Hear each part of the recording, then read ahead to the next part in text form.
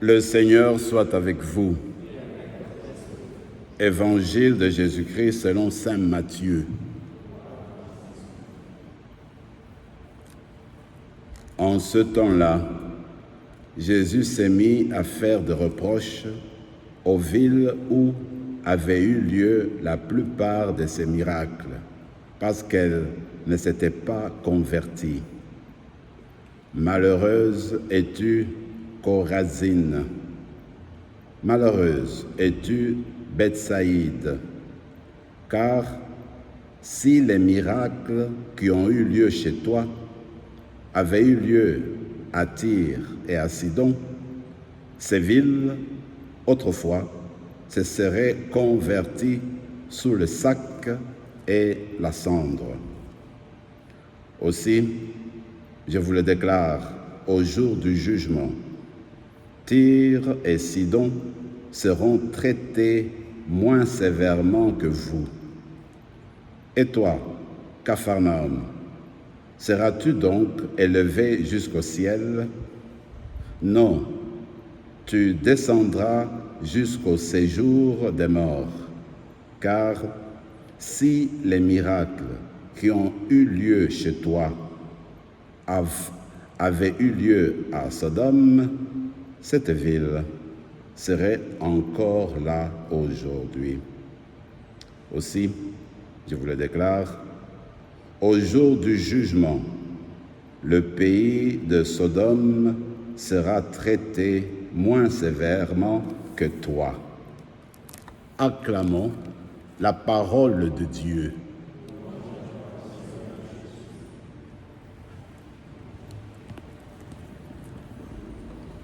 Très rapidement, devant les deux textes que nous ont présentés aujourd'hui comme méditation. Le premier vient du livre d'Isaïe, comme nous l'avons pu entendre. Eh bien, il s'agit d'une situation politique qui est arrivée au temps de roi Akaz.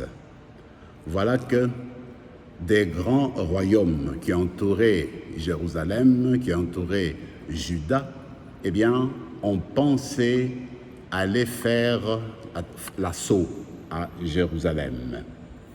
Alors, comme ces grandes puissances étaient là devant, avec leurs armées, eh bien, tout le monde a commencé à pleurer et puis à trembler. Même le roi.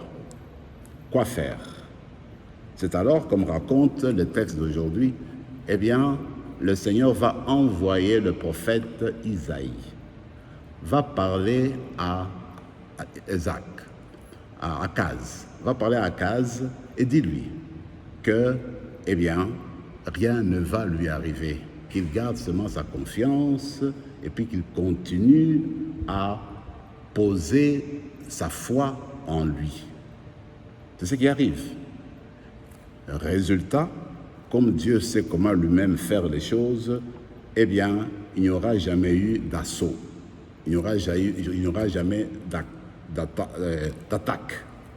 Ce qui veut dire que, en fait, le Seigneur a gardé la sérénité, la pérennité de l'armée de Dieu. Mais surtout, ce que le Seigneur a voulu garder, en fait, c'est le royaume de Juda, qui est l'endroit où est né, comme vous le savez, le roi David. En d'autres termes, Dieu continue à rester sa fidélité, à montrer sa fidélité envers le royaume de Juda, qui est le lieu a été le roi David. Comme pour dire que Dieu préparait toujours son Messie pour venir. Qu'est-ce qu'on retient? Eh bien, on retient que, en fait, dans la vie de tous les jours, on peut avoir des situations difficiles. Nous pouvons avoir des gens qui sont puissants, des situations qu'on ne sait pas comment nous en sortir. Comment faire pour trouver une solution? Et on va écouter la voix de Isaïe. Écoutez, faire confiance en Dieu. On prie, on lui fait confiance, on sait que le Seigneur a son moment. Et comme la chose est arrivée dans le temps, dans le cas du royaume de Juda, eh bien, dans notre vie à nous, le Seigneur fait toujours des surprises. On peut s'attendre à une chose de cette manière-ci, mais quand lui, il agit, il vient d'une autre manière. C'est toujours le Dieu de surprise. C'est le Dieu qui est là, qui veut faire du bien aux personnes qui lui font confiance. Il n'oublie jamais les personnes qui lui font confiance.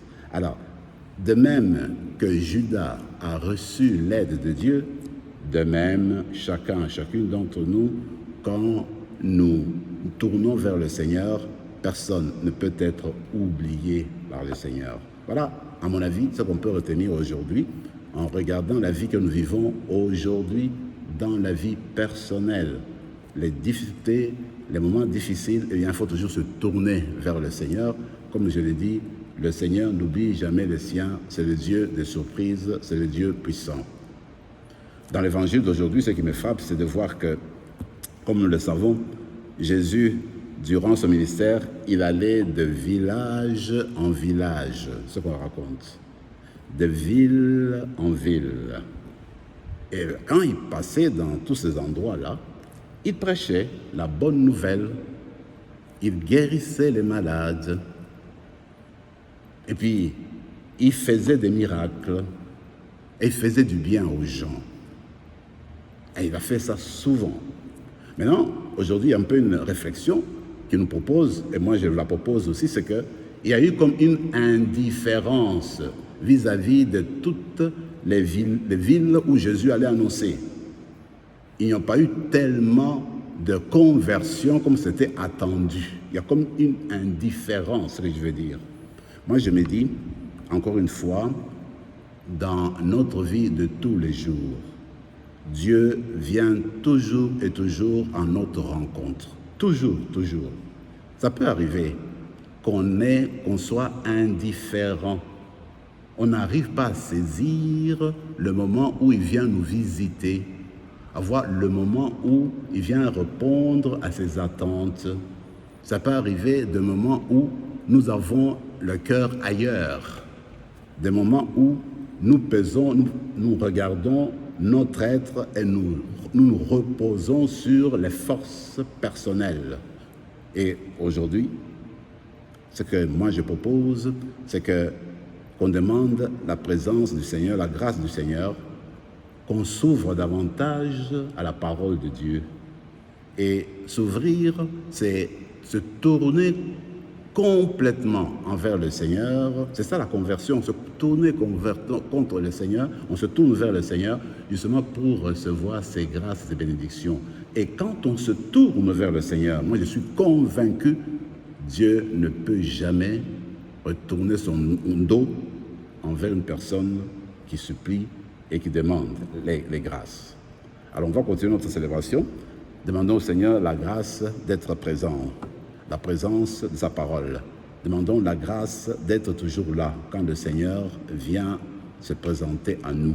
Et qu'en écoutant cette parole, que nous sortions de l'indifférence, que la parole que nous entendons, les bénédictions que nous recevons à travers nos paroles, nos prières, toutes les grâces, eh bien, que cela puisse porter davantage la paix entre nous, la fraternité, et qu'on reste toujours des personnes que le Seigneur envoie à leur tour aller annoncer sa bonne nouvelle dans d'autres villes et dans d'autres villages aujourd'hui. Amen.